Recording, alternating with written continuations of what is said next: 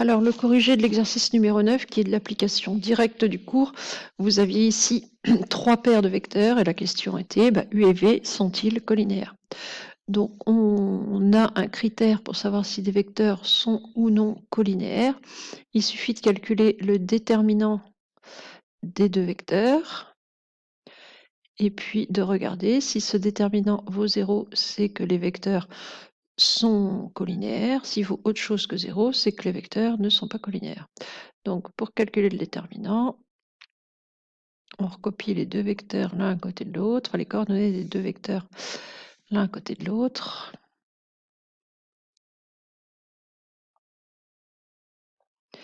Et donc, on effectue le calcul en diagonale, une diagonale moins l'autre. Donc ici, 5 fois moins 3,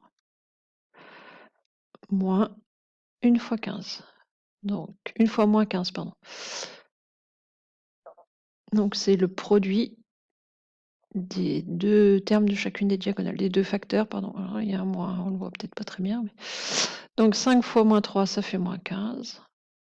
Moins 1 fois moins 15, du moins par du moins, ça fait du plus. Moins 15 plus 15, ça fait 0. Donc, U et V sont collinéaires.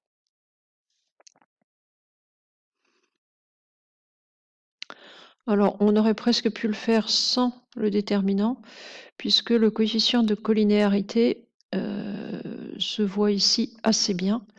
Quand on regarde les coordonnées de U et de V, celle de U, c'est 5 fois celle de V. Donc, quelqu'un qui voit ça, qui écrit que U égale 5V, qui le remarque directement, il peut finir. Vous écrivez ça, U égale 5V, ça se voit, il n'y a pas besoin d'y passer des heures. Donc U et V sont collinéaires, vous n'êtes pas obligé de passer par le calcul du déterminant. Ensuite, le petit b. Même principe. Alors, ici, visiblement, il n'y a pas de coefficient visible, en tout cas. Donc, 0, moins 7, moins 7 et 49. On calcule 0 fois 49, moins 7 fois moins 7.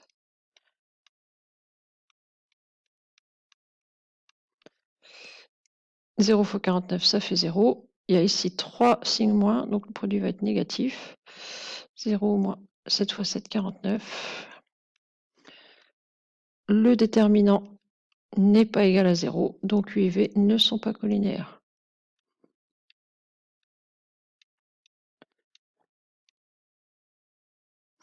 Alors, cela étant, on pouvait là encore s'en douter aussi.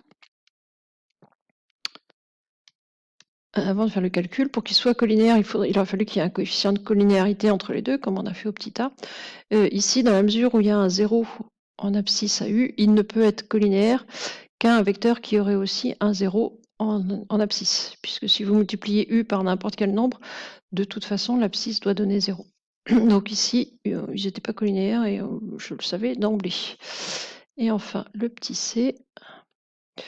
Donc, alors, même chose, est-ce qu'on a un coefficient visible? On ne peut pas dire, donc on calcule le déterminant. Donc 14 moins 3,5.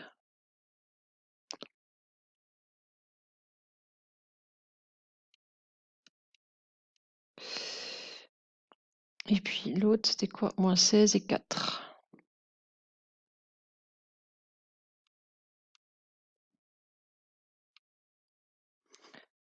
Donc le déterminant, c'est 14 fois 4, moins 16 fois moins 3,5.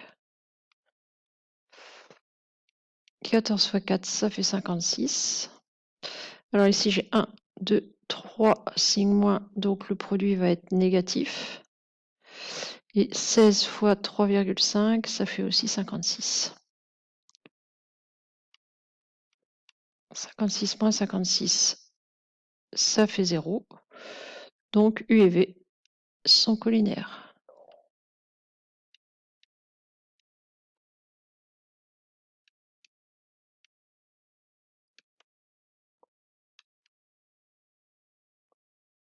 Voilà, alors là, le coefficient de collinéarité, il n'est pas simple à voir, hein.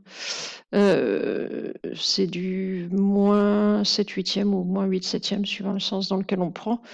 Il n'est pas évident au premier coup d'œil. Voilà, c'est tout pour cet exercice.